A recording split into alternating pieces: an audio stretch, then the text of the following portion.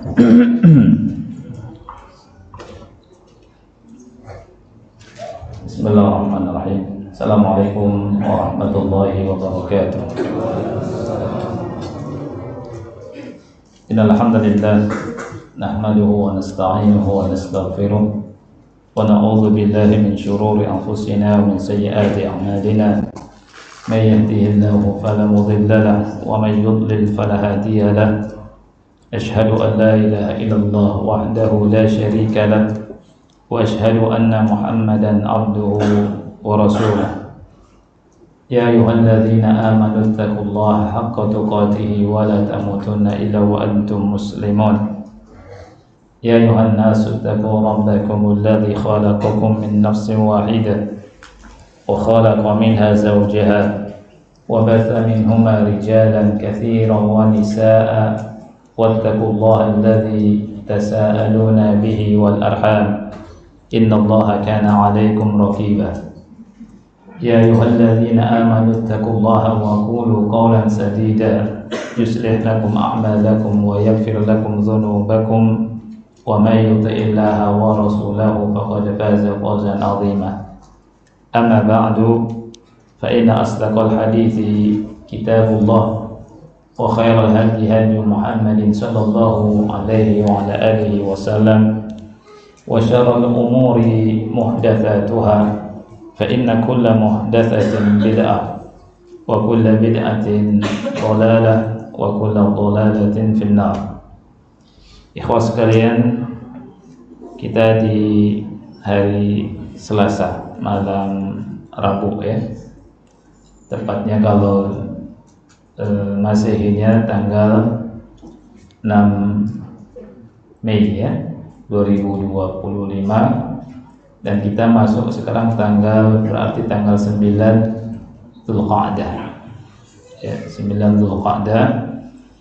Dengan izin dan taufik dari Allah, kita akan mulai di masjid ini. Kita bahas sudah sampai dari kitab An-Nikah ya, awal dari kitab nikah, dari kitab Umdatul Ahkam.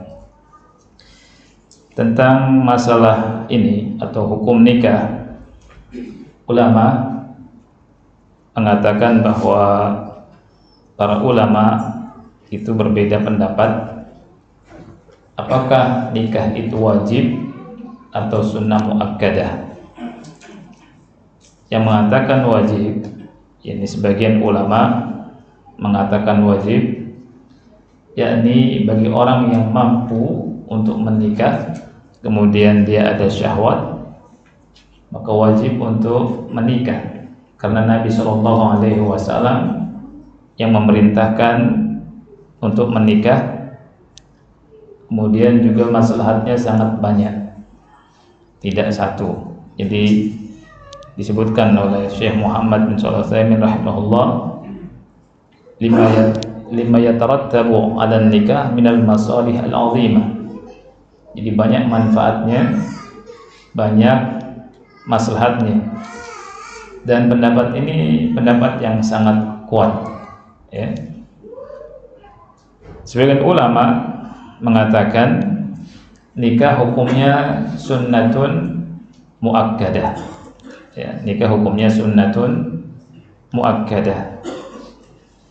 Dan ulama berkata, yang mengatakan nikah ini sunnah muakkadah, afdal min kulli tatawwu', lebih utama dari semua tatawwu', semua yang sunnah. Maksudnya apa? Kalau misalkan kata Syekh Utsaimin dikatakan kepada seseorang, ayyuhuma afdal an taquma bit tahajjud atau taquma bil istimta' bi zaujatik, mana yang lebih utama? Engkau bangun malam untuk sholat tahajud atau engkau bersenang-senang dengan istri? Ya, mana yang lebih utama, ikhwan? Ya, bangun malam kemudian sholat tahajud atau bersenang-senang sama istri? Lihat, siapa yang bilang tahajud? Saya yang bilang istimta dengan istri. Jadi mana yang lebih utama? Bangun tahajud, sholat malam, atau bersenang-senang sama istri bagi yang ada syahwat? Ya. Kata ulama, fal afdal an yakuma bil istimta' bi zaujatihi. Afdal istimta' dengan istri. Ada dalilnya enggak? Ada dalilnya. Antum catat dalilnya, hadis riwayat Muslim nomor 1006 ya, dari hadis Abu Dzar Al-Ghifari. Rasul sallallahu alaihi wasallam bersabda, wa fi bud'i ahadikum shadaqah. Wa fi bud'i ahadikum shadaqah. Ini dalam hubungan salah satu di antara kalian, maksudnya hubungan jima ya, dengan istrinya ada sedekah. Kemudian para sahabat bertanya, ya Rasulullah, ayati ahaduna syahwatahu wa yakunu lahu fiha ajr? Wahai Rasulullah, apakah salah satu di antara kita melampiaskan syahwatnya kemudian dia mendapatkan pahala? Kemudian Rasulullah SAW menjawab, ya, sallallahu alaihi wasallam, na'am, ya. Ara'aitum law wada'aha fil haram? Apa pendapatmu kalau seseorang kalau seseorang melakukannya atau meletakkannya di tempat yang haram? Akana alaihi wizr? Apakah dia akan mendapatkan dosa? Fakadzalika idza wada'aha fil halal kana lahu ajrun. Demikianlah apabila meletakkannya di tempat yang halal, maka dia mendapatkan pahala. Ini dalil bagi pendapat ulama yang mengatakan nikah itu sunnah muakkadah. Ya, lihat, ada yang mengatakan wajib, ada yang mengatakan sunnah muakkadah. Bahkan bagi yang punya syahwat, maksudnya syahwatnya menggebu, itu salat malam dengan istimta dengan istri, kata ulama lebih utama istimta dengan istri, sedekah juga. Ya. Ikhwah yang dimuliakan oleh Allah Subhanahu wa taala, pernikahan ini merupakan sunnahnya para rasul. Bahkan kalau kita lihat di surat Yasin, ya, di surat Yasin, surat Az-Zariyat, ini merupakan sunnatullah. Allah menciptakan makhluk berpasang-pasangan. Allah berfirman, subhanalladzi khalaqal azwaja kullaha mimma tunbitul ardh wa min anfusihim wa mimma la ya'lamun. Maha suci Allah yang telah menciptakan semua makhluk berpasang-pasangan dari apa yang ditumbuhkan oleh bumi dan dari diri mereka sendiri dan dari apa yang mereka tidak tahu. Kemudian di surat Az-Zariyat Allah berfirman, wa min kulli syai'in khalaqna zawjayn la'allakum tadhakkarun. Dan dari segala sesuatu kami ciptakan berpasang-pasangan. La'allakum tadhakkarun, mudah-mudahan kalian bisa mengambil pelajaran. Kemudian di surat Ar-Ra'd ayat 38 Allah menjelaskan bahwa pernikahan ini sunnahnya para nabi dan rasul. Allah berfirman, walaqad arsalna rusulan min qablika wa ja'alna lahum azwaja wa dhurriyyah. Dan sesungguhnya kami telah mengutus para rasul sebelum engkau wahai Muhammad, dan kami jadikan mereka istri dan keturunan. Allah Subhanahu wa taala jadikan untuk para nabi dan rasul istri dan keturunan. Jadi dari ayat ini Allah menghabarkan bahwa pernikahan itu min sunnanil mursalin, di antara sunnahnya para nabi dan rasul alaihi wassalatu wassalam. Dan pernikahan juga merupakan sunnahnya siapa? Sunnah Nabi Muhammad sallallahu alaihi wasallam. Rasul bersabda, "Faman raghiba an sunnati falaysa minni." Barang siapa yang benci sunnahku, dia bukan termasuk golonganku. Ketika ada 3 sahabat yang datang ke rumah istri-istri Nabi Muhammad sallallahu alaihi wasallam bertanya tentang ibadahnya Nabi sallallahu alaihi wasallam. Ya. Kemudian ketika dikabarkan oleh istri-istri Nabi, mereka memandang bahwa ibadahnya Rasul itu sedikit. Lihat, ka'annahum taqalluha, seakan-akan mereka memandang ibadah Nabi itu sedikit. Ya, subhanallah. Di sini kita mendapatkan pelajaran ikhwah bahwa sunnah Nabi itu kadang dianggap sedikit. Inilah sunnah Nabi. Makanya ulama bilang al-iktisadu fi sunnah khairun al ijtihadi fil bid'ah. Sedikit tapi sesuai dengan sunnah, di dalam sunnah lebih baik daripada bersungguh-sungguh dalam bid'ah, banyak dalam bid'ah.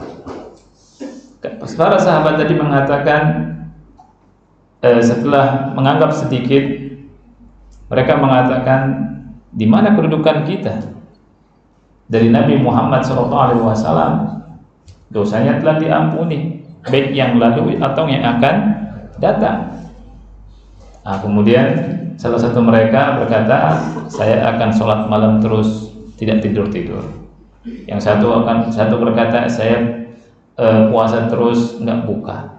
Kemudian yang satunya, saya akan menjauhi wanita, tidak menikah dengan wanita. Jadi mau fokus sama ibadah.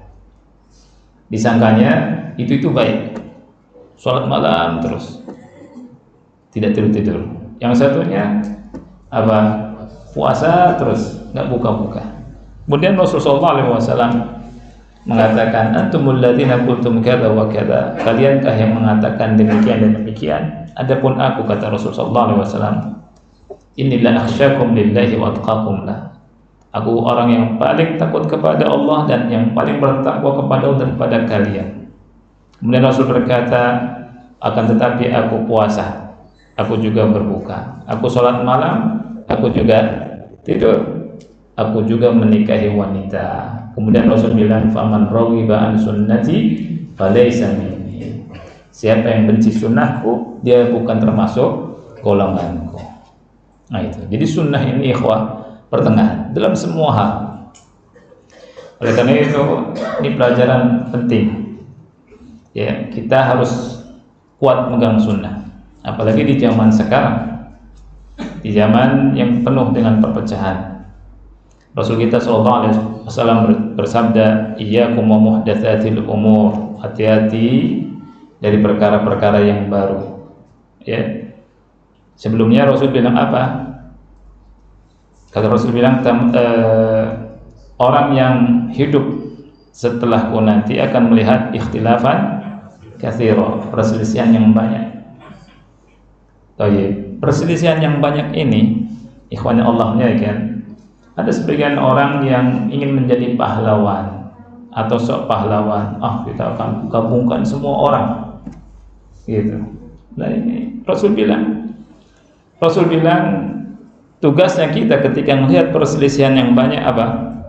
Fa'alaikum bisunnati wa sunnati al-khulafa'ir rasyidin. Wajib bagi kalian memegang sunnahku. Itu tugas kita, memegang sunnahku.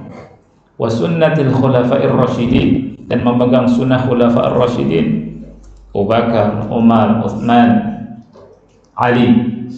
Kita pegang manhaj sahabat. Kemudian kata Rasul, tamassaku biha wa 'addu 'alaiha bin nawajid. Pegang erat-erat dan gigit dengan gigi geraham. Ya, jadi kita pegang sunnah Nabi SAW. Dan sunnah Nabi ini wasatiyah, pertengahan, tidak ekstrem kanan, tidak ekstrem kiri. Jadi kalau ingin kita menjadi orang yang adil, pertengahan menurut Allah dan Rasulnya SAW, kita harus memegang sunnah Nabi Muhammad SAW. Dan pelajaran di hadis yang kita baca tadi, ada orang inginnya puasa terus.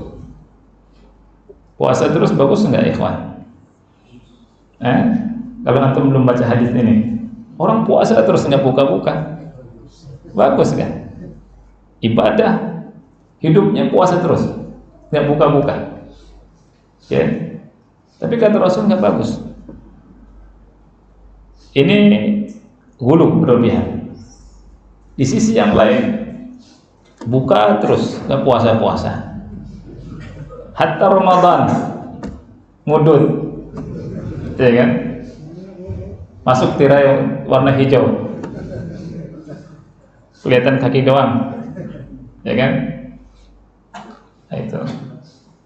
Di sisi lain, di salah satu sisi ada orang yang sholat malam terus, gak tidur-tidur, habis isya sampai subuh ibadah. Masya Allah. Menurut orang Afwan yang gak ngerti sunnah, Masya Allah ya, orang ini top ini, ya kan? Di sisi lain ada yang tidur mulu, gak sholat-sholat. Bagus tidak? Dua-duanya jelek. Padahal yang satunya luar biasa ibadahnya, akhi. Makanya jangan tertipu sama orang yang Masya Allah ahli ibadah, hafal Quran, tapi nggak sesuai sunnah. Jangan tertipu. Cocokkan dengan sunnah Rasulullah SAW. Di satu sisi ada orang yang nggak mau nikah-nikah, mau ibadah, nggak mau disibukkan dengan pernikahan.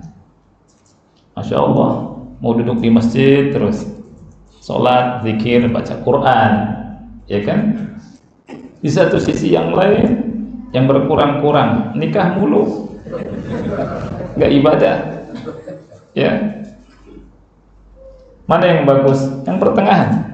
Rasul bilang, ana puasa, ana juga berbuka, ana sholat malam, ana juga tidur, ana juga menikah. Kemudian Rasul bilang, faman raghiba an sunnati falaysa minni. Barang siapa yang benci sunnahku, maka bukan termasuk golonganku. Nah, pemahaman ini ikhwan yang Allah muliakan, terutama di masa sekarang ini penting. Megang sunnah Nabi SAW. Kalau kita pegang sunnah selamat. Rasul bilang apa? Taraktu fikum amrayn, aku tinggalkan pada kalian dua perkara. Dan tadillu, selama kalian pegang dua perkara ini, kalian enggak akan tersesat abadan selama-lamanya. Yakni kitab Allah dan sunnahku. Nah, sunnah pernikahan ini merupakan sunnah para nabi dan sunnah Rasul kita sallallahu alaihi wasallam, juga para sahabat. Para sahabat nikah bahkan lebih dari satu. Ya. Umar bin Khattab radhiyallahu an itu ikhwan, itu pernah berkata, orang yang tidak menikah, orang yang sudah siap nikah tapi tidak nikah ya, itu dia kemungkinan satu hal dari dua hal, ya, kemungkinan sakit, kemungkinan dia sering melakukan maksiat. Itu kata Umar bin Khattab radhiyallahu anhu. Makanya di sini kita akan bacakan hadis Nabi Muhammad sallallahu alaihi wasallam, hadis yang pertama dari kitabun nikah. Ini dari Abdullah bin Mas'ud radhiyallahu anhu, sahabat yang ma'ruf ya, sangat mulia, termasuk sahabat yang pertama masuk Islam dan dijanjikan surga oleh Rasul kita sallallahu alaihi wasallam. Ketika orang-orang menertawakan betisnya Abdullah bin Mas'ud radhiyallahu anhu karena saking kecilnya, Nabi sallallahu alaihi wasallam itu mengatakan bahwa betisnya Abdullah bin Mas'ud di surga itu lebih besar, ya, dan lebih berharga, sangat berharga daripada gunung Uhud. Abdullah bin Mas'ud radhiyallahu anhu berkata, qala lana Rasulullah sallallahu alaihi wasallam, Rasulullah sallallahu alaihi wasallam bersabda kepada kami, ya ma'syarasy syabab, wahai sekalian anak muda, man istata'a minkumul ba'ata, barang siapa yang mampu di antara kalian maka hendaknya segera menikah. Ya, barang siapa di antara kalian yang sudah siap ba'ah, di sini ada perbedaan pendapat di antara ulama ikhwan. Ada yang mengatakan jima, ya, kemampuan untuk berhubungan suami istri. Ada yang mengatakan mu'natun nikah. Mu'natun nikah, mampu membiayai dalam pernikahan. Apakah itu maharnya, ya, kemudian nafkah istri, kemudian apalagi sukna itu tempat tinggal, ya. Jadi kalau sudah punya kemampuan berupa mahar, kemudian nafkah, kemudian apalagi tempat tinggal walaupun kontrak, ya, walaupun nyewa, maka berarti dia sudah siap menikah. Rasul bilang falyatazawwad, maka hendaknya segera menikah. Kenapa? Kata Rasul, fa innahu aghaddu lil basar, karena lebih bisa menundukkan pandangan, wa ahsanu lil farji, dan lebih bisa menjaga kemaluan, wa man lam yastati' fa alaihi bis-shaum, dan barang siapa yang belum mampu maka atasnya atau hendaknya dia berpuasa. Fa innahu lahu wija, karena sesungguhnya puasa itu sebagai tameng, ya, tameng yang bisa membentengi dirinya dari berbuat maksiat. Ikhwah yang Allah muliakan, anak akan bacakan hadis Muslim berkaitan dengan hadis ini. Di hadis Muslim di nomor ke-1400, ya, disebutkan tentang hadis ini. Di hadis Muslim dari jalan A'mash, dari Ibrahim, dari Alqamah ini tabi'in, ya, muridnya Abdullah bin Mas'ud. Alqamah bilang, kuntu amshi ma'a Abdillah di Mina. Aku pernah berjalan suatu saat bersama Abdullah. Maksud Abdullah di sini siapa? Abdullah bin Mas'ud di Mina. Ini di musim haji, ya. Jadi kata Alqamah, ana pernah jalan bersama Abdullah bin Mas'ud di Mina. Falaqiyahu Utsman, kemudian bertemu dengan Utsman. Faqama ma'ahu yuhadditsu. Kemudian Utsman dan Abdullah bin Mas'ud berdiri dan bicara, ngobrol, ya. Faqala lahu Utsman, kemudian Utsman berkata kepada Abdullah bin Mas'ud, ya Aba Abdurrahman, disebutkan kunyahnya, wahai Aba Abdurrahman. Ini kunyahnya Abdullah bin Mas'ud adalah Abu Abdurrahman. Jadi ada kunyah, ada nama, ada laqab, ya. Nama seperti misalkan Aris, ya, berarti Ustadz Aris, nama Aris. Kunyahnya Abu Yusuf, karena punya anak Yusuf, ya. Laqabnya apa misalkan? Laqabnya apa Ustadz Aris? Enggak tahu. Ya, misalkan apa Ustadz Aris? Contoh. Laqabnya apa? Apa sanca coba? Ya. Laqabnya misalkan Abu Qolam, misalkan Abu Qolam, bukan Abu Qolam, misalkan Saifullah, pedang Allah, itu laqab, ya, Saifullah. Nah, ulama berkata seperti Syekh Muhammad Shalih Al-Utsaimin menyebutkan kunyah itu dalam rangka penghormatan. Ya Abu Abdurrahman, gitu, ya, wahai Abu Abdurrahman, ala nuzawwijuka jariyatan syabatan la'allaha tudhakkiruka bi ba'di ma madha min zamanik.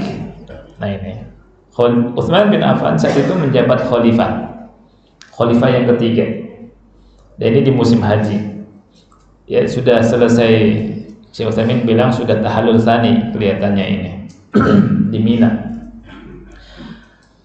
Kata Utsman bin Affan kepada Abdullah bin Mas'ud, maukah kami nikahkan engkau wahai Abu Abdurrahman, wahai Abdullah bin Mas'ud, dengan seorang wanita muda, dengan seorang pemudi, jariyah syabah, la'allaha tudzakiruka bi ba'di ma madha min zamanik, semoga dia nanti bisa mengingatkan engkau tentang apa yang sudah berlalu dari masamu. Maksudnya bisa mengingatkan kau ke masa muda lagi. Gitu. Ya. Ini kata ulama, ya, nikah dengan wanita muda itu bisa muda lagi. Ya. Iya, maksudnya bukan bisa muda dari jasadnya, bukan. Mengingatkan masa muda. Gitu. Mengingatkan kenangan muda ketika lagi semangat. Ya, Utsman radhiyallahu an, seorang khalifah, bisa saja. Ya, dan Utsman menawarkan itu kepada Abdullah bin Mas'ud. Kata beliau, "Alam uzawwijuka jariyatan syabatan la'allaha tudzakiruka bi ba'di ma madha min zamani." Abdullah bin Mas'ud menjawab, "La in qulta dzalik laqad qalana Rasulullah sallallahu alaihi wasallam." Abdullah bin Mas'ud enggak mau mengiyakan. Dia enggak mau mengatakan tidak, ya kan? Beliau menjawab dengan hadis, maksudnya enggak mau gitu. Ya. Karena sudah apa? Sudah tua. Sudah tua. Beliau berkata, "Kalau kau berkata demikian, sesungguhnya Rasulullah sallallahu alaihi wasallam pernah bersabda kepada kami." Ya, nah ini hadisnya yang kita baca. "Ya ma'syarasy syabab, man istata'a minkumul ba'ata falyatazawwad," dan seterusnya.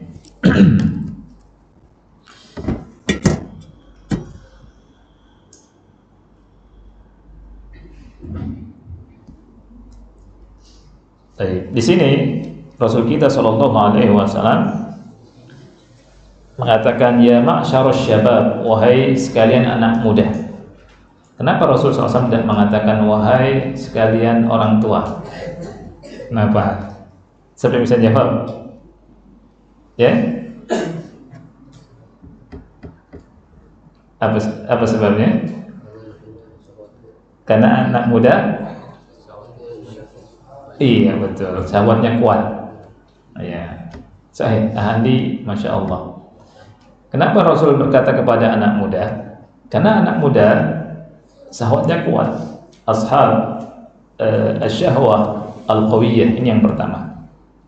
Beda dengan orang tua. Ya, orang tua ini kata Syekh Utsaimin, faqad baradat syahwatuhu, syahwatnya sudah dingin. Ya. Jadi Rasulullah SAW mengatakan kepada anak muda. Tapi gimana kalau ada orang tua yang memang syahwatnya masih ada, masih kuat juga? Kata ulama, al-hukmu yaduru ma'illatihi, hukum itu bersama illatnya. Al-hukmu yaduru ma'illatihi wujudan wa adaman. Kalau orang tua punya syahwat juga tinggi, apalagi misalkan istrinya sudah nggak ada, nikah segera. Karena kalau nggak nikah bahaya. Dan nikah ini kata Rasulullah SAW, ahsanu lil farj, bisa menundukkan pandangan dan bisa menjaga diri. Kemudian juga syahwatnya, selain itu fitnah kepada anak muda lebih apa? Lebih besar. Ya. Dan anak muda ini, kata Syekh Utsaimin rahimahullah, beliau mengatakan di sebagian tempat dari umur 20 sampai 40. Ya, ada perbedaan pendapat para ulama. Di tempat yang lain beliau mengatakan dari 20 sampai 30. Jadi antara 20, 30, 20, 40. Ada yang mengatakan 15, 30. Ya, pokoknya segitulah sar-sarnya gitu ya. 15 sampai 40 masih dikatakan apa? Pemuda. Ya, nanti kalau sudah 40 turun gitu. Ya.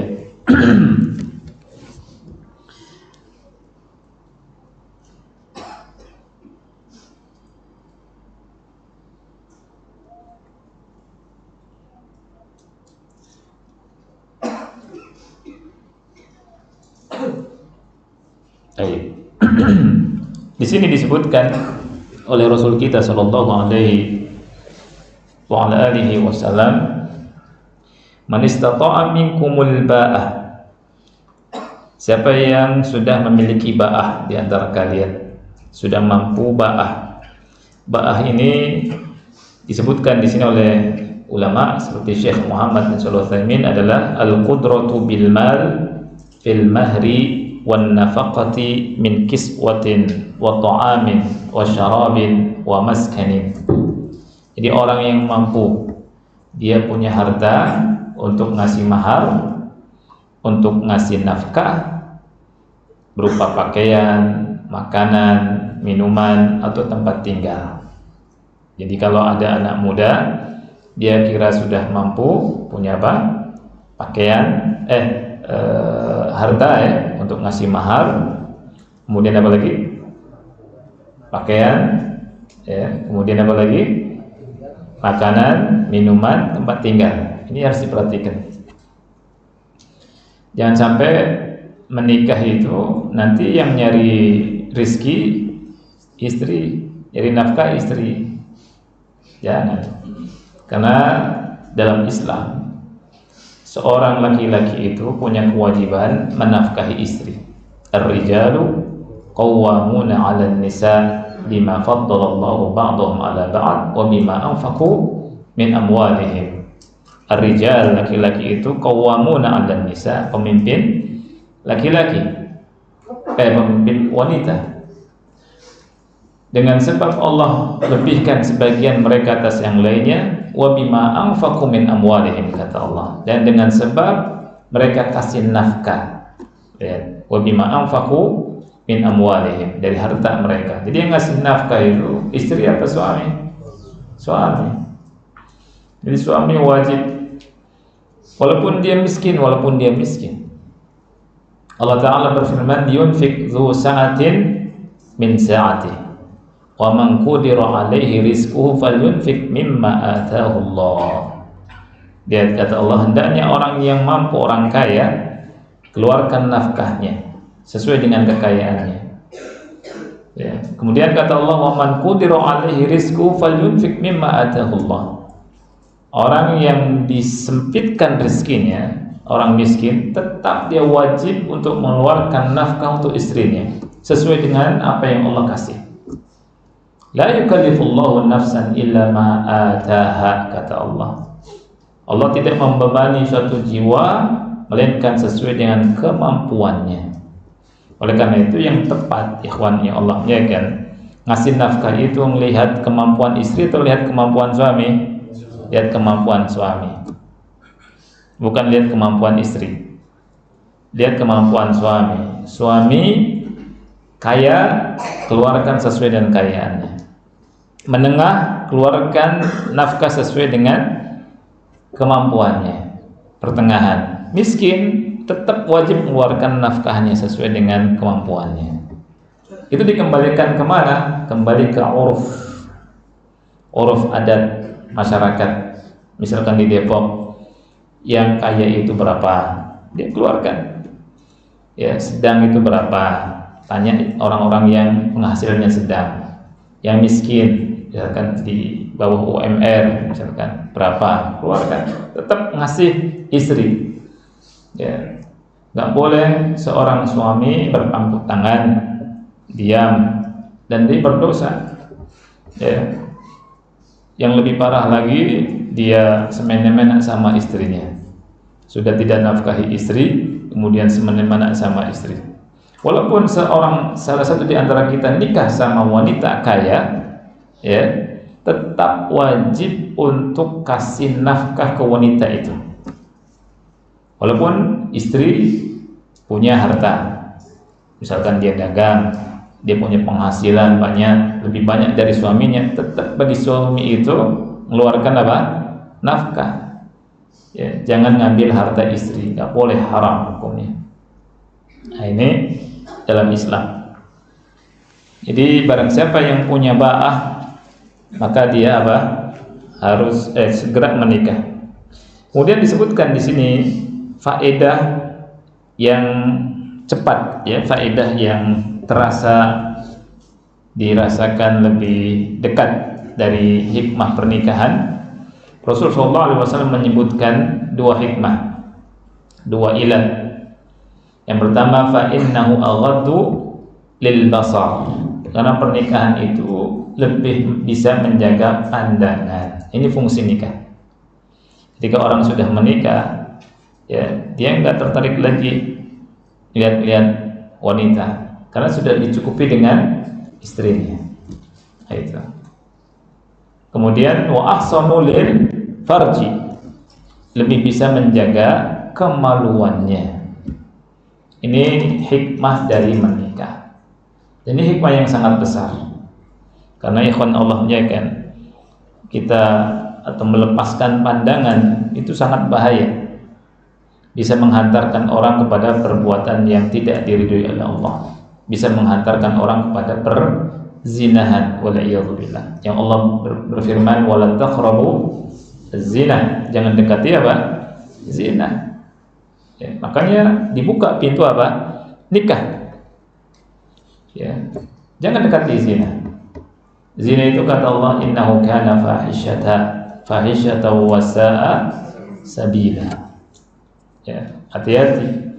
Dan melepaskan pandangan melihat yang haram, melihat perempuan yang bukan mahram dengan syahwat, ya, ini bisa menggugurkan amal-amal kita yang baik. Amal kita yang baik, amal soleh kita habis. Wala'iyadzubillah. Maka ini sangat penting sekali fungsi dari apa? Pernikahan. Ya. Dan nikah itu memiliki banyak faedah. Tapi di sini Rasulullah SAW menyebutkan faedah yang terasa dekat. Ya, faedahnya banyak. Di antaranya taksirul ummah, memperbanyak umat. Ya, di antaranya mempersatukan dua keluarga besar. Nah, banyak sekali keutamaan nikah. Disebutkan di sini dua hal yang paling terasa oleh orang yang menikah. Nah, kemudian Rasul kita Shallallahu Alaihi Wasallam mengatakan, wa man lam yastati', barang siapa yang tidak mampu. Kenapa enggak mampu? Kata ulama, bi an yakuna faqiran, karena mungkin fakir, enggak punya harta untuk menikah. Wal muhur ghaliyah, maharnya mahal, maka hendaknya dia apa? Puasa. Ya, hendaknya dia puasa. Ini menunjukkan bahwa onani hukumnya haram. Kata ulama, ya, dari hadis ini onani hukumnya haram. Rasul kita Shallallahu Alaihi Wasallam tidak memerintahkan kepada anak muda untuk onani, tapi Rasulullah SAW memerintahkan apa? Berpuasa. Barang siapa yang tidak sanggup maka berpuasa. Ya. Nah, kenapa berpuasa, ikhwan Allah ya kan? Kalau puasa benar, kalau puasa benar, orang itu sibuk dengan puasa. Dengan puasa yang benar, dia sahur, kemudian menahan diri dari hal-hal yang membatalkan puasa dari terbit fajar sampai terbenam matahari, dia akan tersibukkan dengan itu. Puasa itu bisa mengecilkan jalan darah, ya, majrus syaitan, ya, syaitan terhambat, kemudian badan lemah, kemudian sibuk dengan ibadah, sehingga terpalingkan dari syahwat. Ini yang dianjurkan sama Rasul kita Shallallahu Alaihi Wasallam.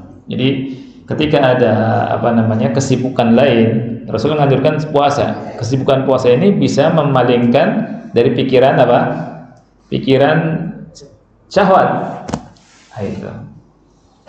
Jadi makanya ikhwan untuk selamat dari nafsu syahwat yang sangat buruk dan sangat jahat serta sangat bahaya adalah beraktivitas dengan aktivitas yang baik sehingga bisa menghilangkan pikiran-pikiran yang kurang baik. Nah, di sini Rasul kita Shallallahu Alaihi Wasallam menganjurkan apa? Puasa. Ya. Karena kesibukan itu bisa menghilangkan itu pikiran yang ke situ. Nah, di sini Syekh Utsaimin rahimahullah di halaman 361 itu memberikan kisah, ya. Sudah masuk kisah belum? Belum ya? Anda akan bacakan kisah. Kata Syekh Utsaimin, ikhwan, ada seorang laki-laki kaya. Kemudian kana lahu zaujatun syabah. Laki-laki yang kaya ini punya istri, istrinya masih muda, syabah. Walakinnahu la ya'bahu biha. Tetapi si laki-laki kaya ini ya enggak kurang peduli sama istrinya yang masih muda ini. Ya, kenapa? Karena masghul bi tijaratihi. Sibuk dengan tijarahnya, dengan bisnisnya. Di siang hari dia di pasar, ya, di dukannya, di matjarnya. Kemudian di malam hari dia hitung-hitung ya dengan hitungan tulisan daftarnya, ya. Kemudian ngoreksi apa yang harus dikoreksi. Dia ghaflah dari istrinya, kata Syekh Utsaimin. Wa huwa fi ghaflatin an zaujatihi. Tersibukkan dari istrinya. Wa kana lahu jarun faqirun mutazawwid. Orang kaya ini punya tetangga, tetangganya fakir. Mutazawwid, tetangganya fakir, juga punya istri. Wa kullal lailatin mizabul faqir yath'abu ma'an minal iktisali minal janabah. Tetapi kelebihannya ya, setiap malam itu rumahnya si miskin talang airnya ngucur terus. Ya, bertanda mandi wajib terus tuh. Mandi junub terus. Ya. Nah, istrinya si kaya ini tahu, kedengaran kan suara airnya. Nah itu. Nah, ini muskilah kalau rumahnya deket-deketan sama, ya, ya kan. Nah di sini istrinya cemburu, ya kan. Istri yang kaya ini gharat. Istri yang kaya ini cemburu. Kemudian berkata kepada suaminya, ya fulan, jaruka faqir wa yaktasibul ma'isyata bi'usrin wa huwa ma'a ahli musta'nisun qad a'ta zaujatahu haqqaha wa anta la taf'al. Ini keluhan istrinya. Wahai fulan, tetanggamu yang miskin, dia cari ma'isyah, cari kerjaan, cari duit susah. Tapi dia sama keluarganya senang-senang. Ya. Dia telah memberikan hak istrinya, adapun Anda enggak kasih hak istrinya. Nah itu. Ya. Kemudian apa yang dilakukan sama orang kaya ini? Orang kaya ini pintar. Orang kaya ini kawan bikin makar. Makarnya gimana? Ya, kait ya. Suatu hari, suatu saat si tetangganya ini yang miskin itu dipanggil. Ya, dipanggil sama dia dan berkata, ya fulan, anta jaruna walaka haqqun alaina. Ya fulan, kamu tetanggaku, tetangga kami, tetangga kita. Kau punya hak atas kami. Wa anta qalilu dzatil yad. Anda miskin. Ya. Ana akan kasih beberapa dirham. Dia bilang, Syekh Utsaimin bilang, faqwal takun asrat alaf riyal. 10.000 real. 10.000 real itu berarti kalau misalkan satu realnya 4.000 berarti 40 juta. Dikasih 40 juta sama tetangga kaya ini. Kemudian dibilang tertajir biha, antum menggunakan untuk bisnis lah, untuk berjualan apa. Ya, kemudian antum mengambil barang dari satu kota kemudian dijual ke kota yang lain, ya. Kemudian kau jualan, kau untung, ya. Kemudian tetangganya senang. Habis itu diterima. Nah, setelah diterima akhirnya apa? Yang miskin tadi, tetangga miskin itu, dia berjualan. Ketika berjualan sibuk. Faya bisal mizab alladzi kana kullal lailatin yat'abu ma'an. Talang airnya kering sudah. Yang dulunya tiap malam itu ngocor air, ya. Nah, itulah. Jadi sibuk itu bisa menghilangkan pikiran atau mengenyampingkan dari pikiran yang macam-macam. Ya, makanya Rasul suruh apa? Puasanya yang benar. Ya, seperti itu. Sudah isya ya, isya dulu, kemudian lanjutkan sedikit, kemudian kita sholat, insyaallah. Jadi nanti berikutnya begitu ya. Ketika azan, kita azan dulu. Kemudian di sini berapa menit Pak? Dari 10 menit ya. Nah, 10 menit ke Isya kita qomat, kemudian kita sholat. Sallallahu alaihi Muhammad wa ala alihi wa sahbihi wa barak wa sallam.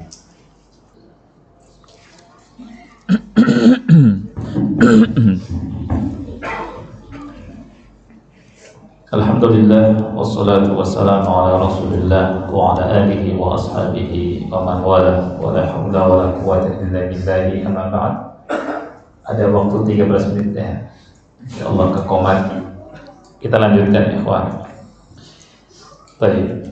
Jadi ketika Rasulullah SAW mengatakan wa man lam yastati' fa alaihi as-siyam atau bisawm, barang siapa yang tidak sanggup maka atasnya atau hendaknya dia melakukan puasa.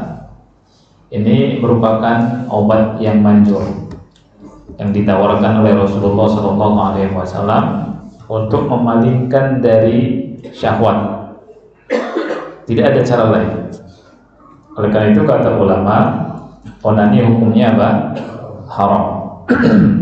Ada pertanyaan, gimana kalau seseorang yang khawatir ya atas dirinya dari syahwat yang tinggi, libidonya tinggi, apakah boleh dia minum obat tertentu ya untuk menekan syahwatnya ya atau tidak boleh? Gimana ikhwan? Boleh tidak? Siapa yang mau coba jawab? Ya, untuk menekan syahwat, meringankan syahwatnya. Kan syahwatnya menggebu.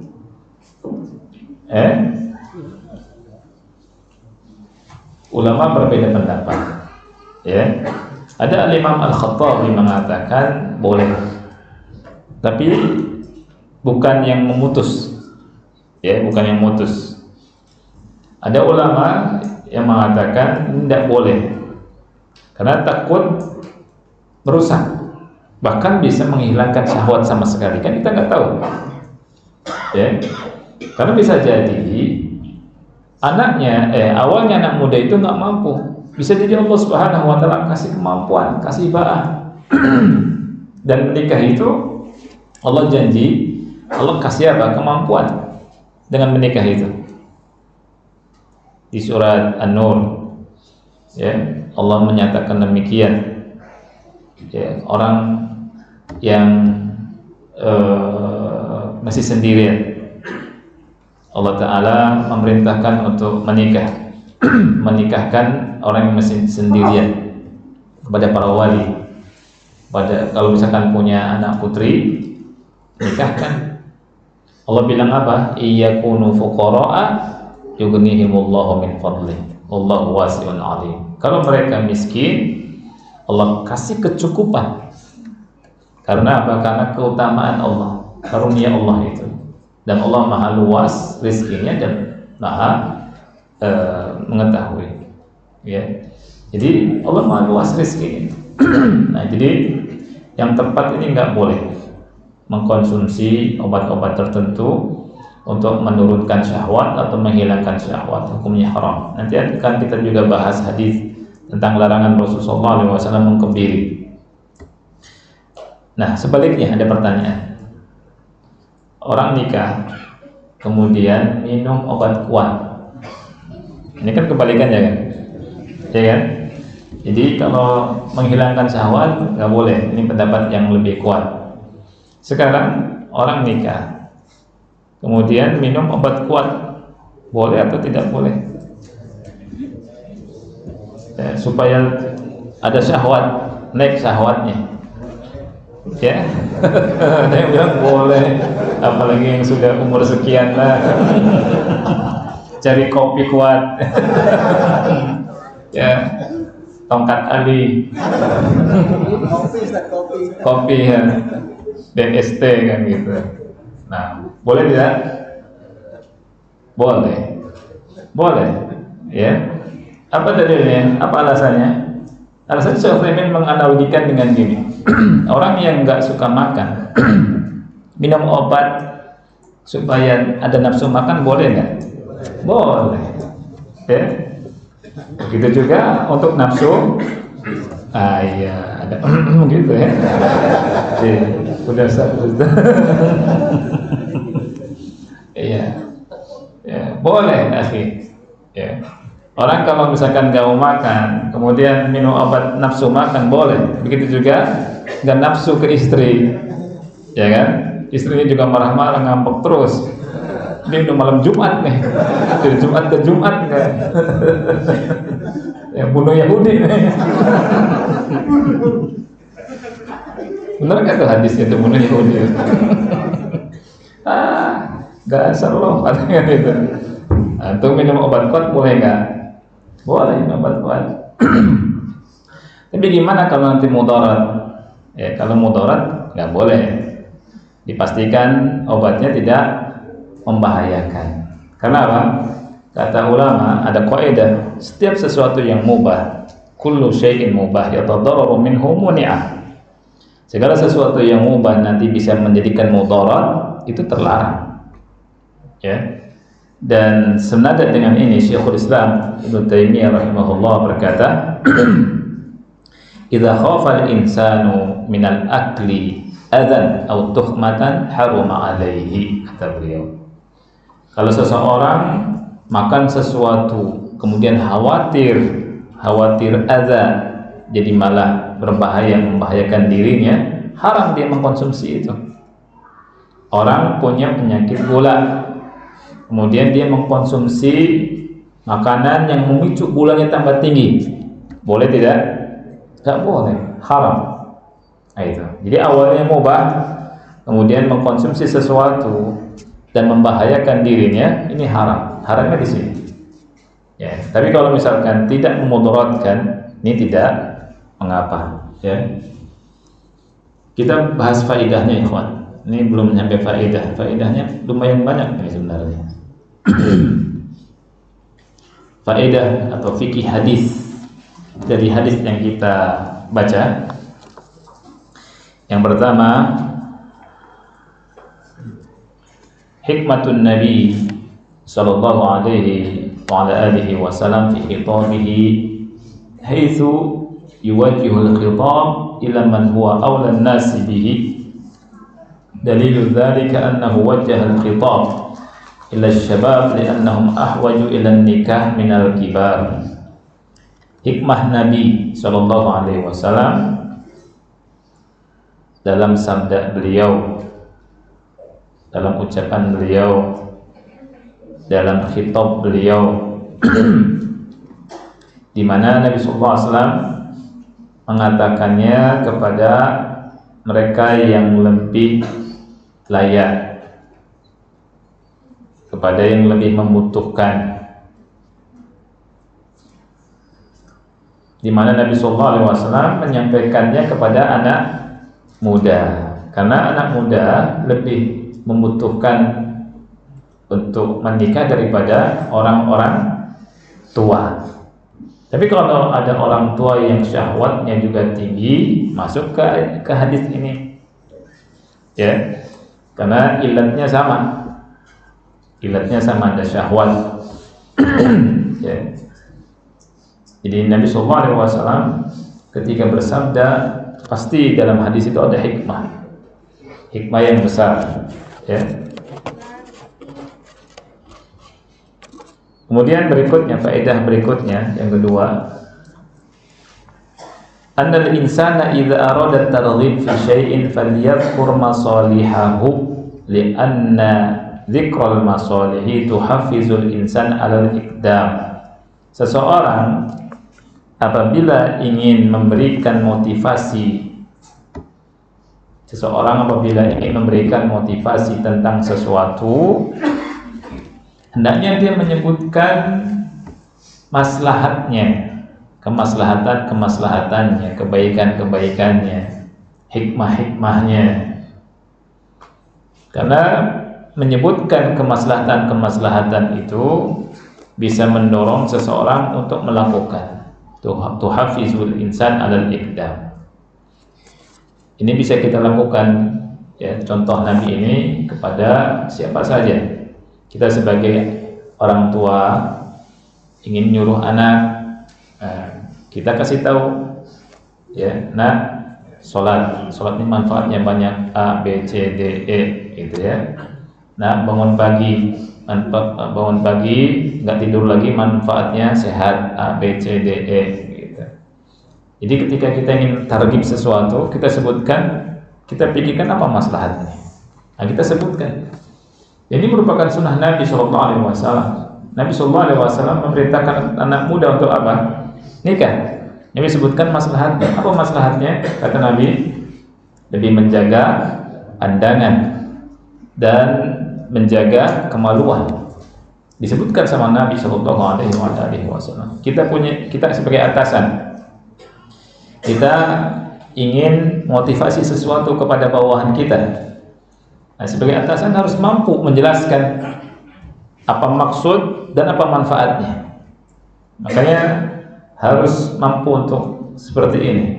Ya, dan ini merupakan salah satu sunnah dari sunnah Rasul kita Sallallahu Alaihi Wasallam. Jangan lakukan aja deh, nggak dilakukan kualat ente.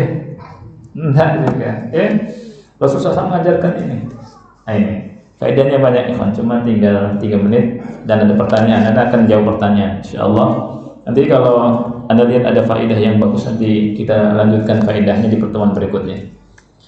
Bismillahirrahmanirrahim. Assalamualaikum warahmatullahi wabarakatuh. Ustaz, Anda mau bertanya tentang kebiasaan yasinan untuk orang yang meninggal. Ayah Anda meninggal hampir 1 tahun lalu. Keluarga Anda, adik-adik Anda masih melakukan ritual yasinan dan rencana mau ritual 1 tahunan sebentar lagi. Mereka, adik-adik Anda meminta izin kepada Anda untuk memasukkan nama Anda di buku yasinan tersebut sebagai informasi silsilah keluarga dari si mayit. Anda sendiri sejak mengenal sunnah tidak pernah ikutan acara ini dan semisalnya. Anda sudah beberapa kali menasihati adik-adik Anda kalau ini perbuatan bid'ah. Namun adat dan tradisi mereka melekat pada mereka. Pertanyaannya, bolehkah Ana izinkan untuk menulis nama Ana di dalam buku yasin tersebut yang akan dibagi ketika acara tahlilan 1 tahun beberapa pekan nanti? Jazakallahu khairan. Ya. Allahu a'lam bishawab. Ya. Antum sudah, masya Allah, sudah bagus sekali tidak ikutan yasinan. Ya. Cuma antum begini, apakah nanti ketika ditimbang, ya, apakah nanti ketika dimasukkan ke dalam buku yasinan itu, ya, itu antum ikut campur atau ada campur tangan acara bid'ah tersebut atau tidak, ya, atau nanti disangka mendorong atau tidak, gitu. Kalau hanya sekedar nama sebenarnya boleh saja, ya, nama antum dicantumkan nama keluarga kan, ya, karena dari sisi lainnya, sisi lain sebagian keluarga mudaratnya antum berarti nggak mau dimasukkan ke keluarga kami, gitu. Ini mudaratnya nanti kalau nolak itu akan dikatakan antum memutuskan tali silaturahmi. Jadi antum timbang, ya, seandainya mereka nanti memutuskan tali silaturahmi cuma nama saja nggak mau dimasukkan, boleh antum masukkan karena kan antum nggak ikutan acaranya, ya. Tapi kalau misalkan antum bisa menghindar, itu lebih bagus. Karena sebagaimana ya, kita kalau ada maksiat kita harus apa ya? Harus kalau bisa 100% kita untuk bisa meninggalkannya dan kita menghindarinya. Ya, antum bisa timbang lagi, ya. Dan yang tahu kondisi itu insyaallah antum sendiri. Baik, wallahu a'lam bishawab. Mudah-mudahan manfaat. Kita tutup dulu kajian kita, insyaallah kita akan bertemu lagi di pertemuan mendatang. Mudah-mudahan Allah berikan ilmu yang manfaat pada kita, dan kita berdoa dan berharap pada Allah kasih pahala yang banyak, Allah kasih ilmu yang manfaat, Allah tinggikan derajat kita, dan kita berharap kita tidak keluar dari majelis ini melainkan dosa-dosa kita diampuni oleh Allah Subhanahu wa taala. Subhanakallahumma bihamdika asyhadu an la ilaha illa anta astaghfiruka wa atubu ilaik. Assalamualaikum warahmatullahi wabarakatuh.